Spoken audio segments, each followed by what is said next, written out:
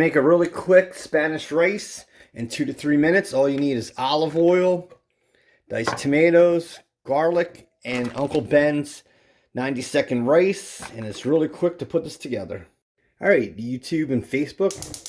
Put your pan on medium. Take the olive oil. Drizzle that in there. And then you're going to want to take your garlic. And then just cook that for like 1 or 2 minutes. Alright, Facebook and YouTube, when that starts to sizzle, throw some tomatoes in there. Keep that on low now. And then you're going to want to take this Spanish rice, 90 seconds, and put it in the microwave. Alright, YouTube and Facebook, make sure this is on low.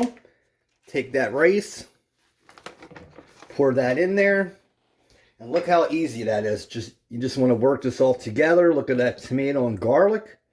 And that's how easy it is to make a really quick Spanish rice using grocery items.